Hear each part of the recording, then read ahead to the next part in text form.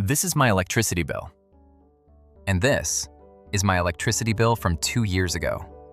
Same apartment, same lamps, same cat, same kilowatt hours, give or take a whisker. The new one costs more, noticeably more. Last year, electricity prices in the United States rose about 6.9%. Overall inflation rose about 3.4%, twice the pace. And not a fluke. Electricity has outrun inflation every year since 2022, about 13% all told. By 2023, the average household was already paying about $360 a year more for power than in 2020. It has kept climbing since. Now, you have heard the explanation. Everyone has heard the explanation. It has 2 letters, blinking server lights, and it is very, very convenient. It is also incomplete, because your bill isn't set by supply and demand. It's set by a formula, and inside that formula sits a rule, an old, boring, decisive rule about who pays when the grid grows. By the end of this, you'll know the rule, and you'll know why someone very large just sat down at your table. Here's the story most headlines are telling. Artificial intelligence needs data centers. Data centers eat electricity. Demand goes up, supply is tight, and your bill pays the difference. One villain, 3 steps, very tidy. Tidy stories should always make a cat suspicious. This one is partly true. The appetite is real. We'll get to just how real. But it quietly skips 2 things. First, your bill was climbing before the AI boom ever reached the grid. The servers make a poor scapegoat for 2022. Second, and this is the part almost nobody explains, whether a data center's infrastructure lands on the data center's bill or on yours is not physics. It's a decision. The interesting question was never who's hungry. It's how the table splits the check. First, the appetite. It is genuinely historic. For about 20 years, American electricity demand barely moved. Population up, economy up, demand flat. Efficiency was quietly doing the work. LED bulbs, better fridges. The grid became an industry that forgot how to grow. That era just ended. Demand is growing again, around 2 to 3% a year. And data centers took roughly half of last year's growth. In 2023, they used about 4.4% of all US electricity. By 2028, projections run between 7 and 12%, depending on whose crystal ball you rent. And where the build-out concentrates, things get dramatic. A few hotspot localities have watched rates jump by triple digits in 5 years. In the Mid-Atlantic grid, the price utilities pay just to promise spare capacity has multiplied. Local, uneven, real. One Federal Reserve analysis sketched scenarios where, if the build-out keeps outrunning new supply, wholesale power costs in stressed regions climb by as much as half. A scenario, not a forecast. Scenarios are how grown-ups worry. So yes, the new diner is enormous, and the kitchen is straining. But that still doesn't tell you who pays. Because here's the honest part, the part that makes this channel no fun at parties. If every data center vanished tonight, your bill would still be rising. Natural gas sets the price of power much of the time, and gas has been unkind. The wires themselves got expensive. Storm hardening, wildfire prevention, replacing equipment your grandparents' rates paid for. And the stuff of the grid, transformers, cable, crews, went through the same inflation as everything else. Stack it all up, and data centers are not the biggest reason your bill grew these past few years. They are the fastest growing reason. The gas market, you can't vote on. The storms, you certainly can't.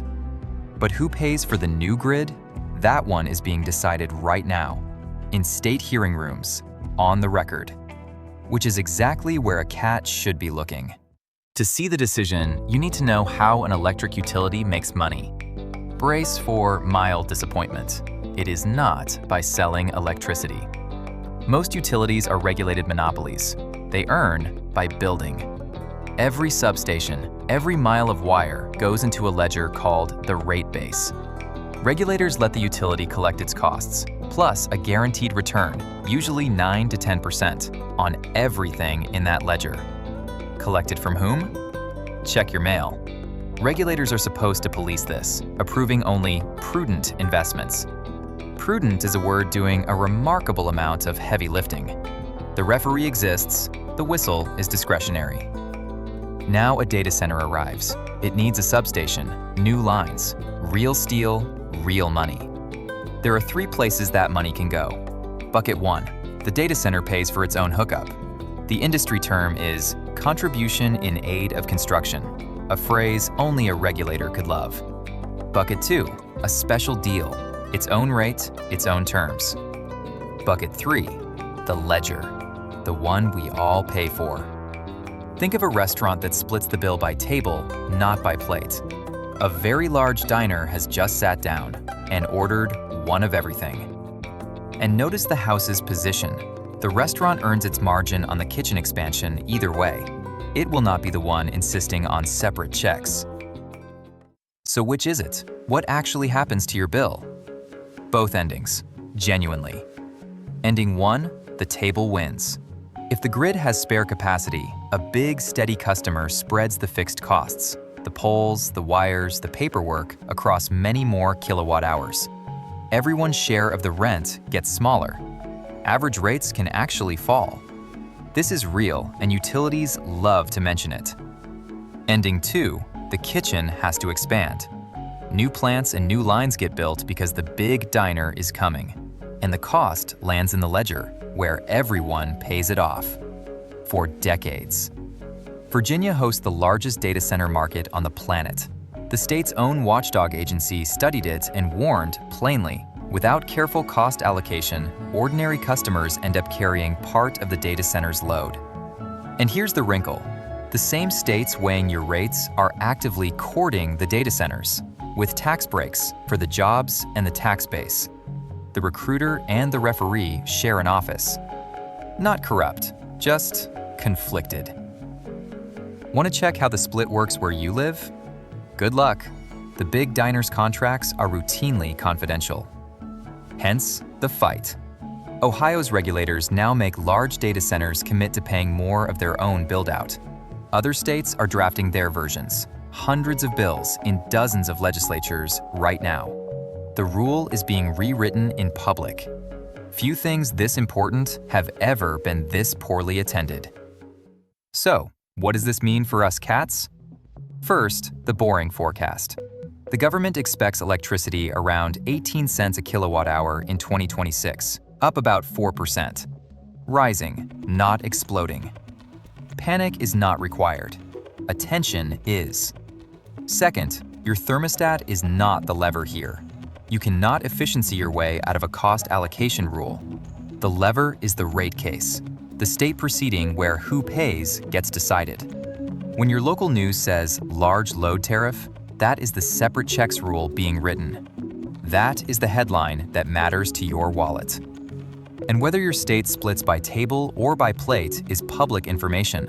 One search, your state's name plus data center tariff, will tell you which way the room is leaning.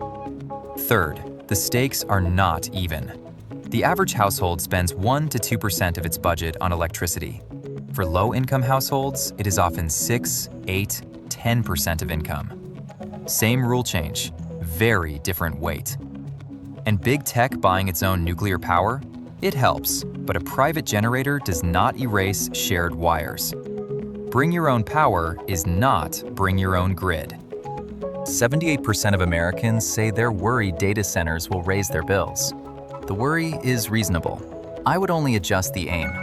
Electricity is the one thing you buy where a stranger's appetite can land on your tab, or quietly lower it, depending on a rule almost nobody reads. Remember my 2 bills? The difference between them was never really the servers.